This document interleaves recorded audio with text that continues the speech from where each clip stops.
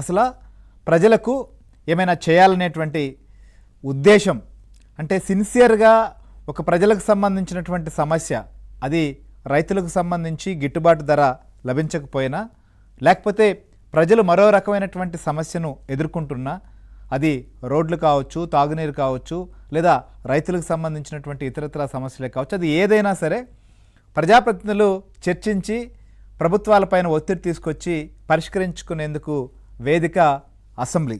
So అలాంటి assembly సమావేశాలకు మాత్రం వెళ్ళలేదు.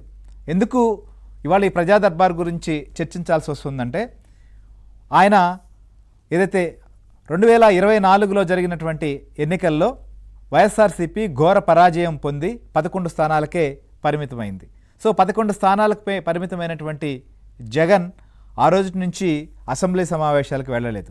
సో కొత్తగా ఏదైతే ఎన్నికైనటువంటి ప్రజాప్రతినిధులకు సంబంధించి ఎమ్మెల్యేల ప్రమాణ స్వీకారం, ప్రొటెం స్పీకర్ ఎన్నిక సందర్భంగా ఆ రోజు ఎమ్మెల్యేగా ప్రమాణ స్వీకారం చేసేందుకు వెళ్ళిన సందర్భం.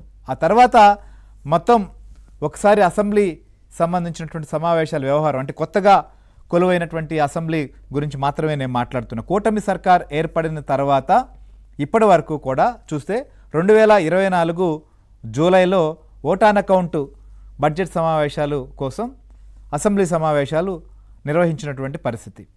సో అప్పుడు కూడా వెళ్ళలేదు.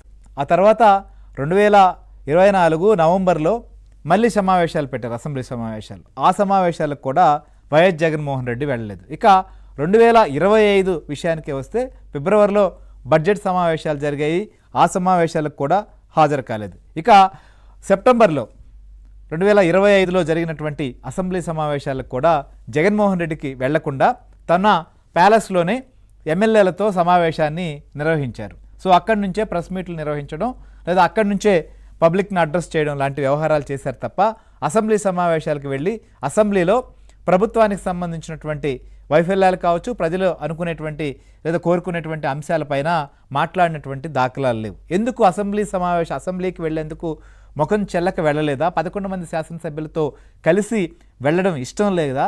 లేకపోతే వైనాట్ 175 అన్నటువంటి వ్యక్తి 11 స్థానాలకే పరిమితమైన నేపథ్యంలో ఇది అవమాన భారంగానే భావించి వెళ్ళట్లేదా? సరే, వ్యక్తిగతంగా ఒక్కొక్కరికి ఒక్కొక్క అభిప్రాయం ఉండొచ్చు, కానీ ప్రజాప్రతినిధులను ప్రజలు ఓటేసి గెలిపించిన తర్వాత వారు ఖచ్చితంగా ప్రజలకు ప్రాతినిధ్యం వహించేటువంటి నాయకులు, వారికి కేటాయించినటువంటి అసెంబ్లీలకు వెళ్ళాలి, అక్కడ వారు తమ యొక్క గళం విప్పి ప్రజల కోసం మాట్లాడాలి, పోరాటం చేయాలి. కానీ ఆ వ్యవహారాన్ని చేయలేదు. ఇప్పుడు కేవలం మనం చూస్తే పులివెందల ఆయన ఏదైతే శాసనసభ్యులుగా ఎన్నికైనప్పటి నుంచి బహుశా ఇది 3వది అనుకుంటా ప్రజా దర్బారు నిర్వహిస్తున్నటువంటి పరిస్థితి మనకు కనిపిస్తోంది. ఎందుకంటే ఆయన గతంలో 2 దఫాలుగా, నాకున్నటువంటి ఇన్ఫర్మేషన్ ప్రకారం దాదాపు 2 దఫాలుగా ఆయన వెళ్ళడం జరిగింది. ఒకటి 2024 డిసెంబర్, ఇంకొకటి 2025 ఫిబ్రవరి, ఆ తర్వాత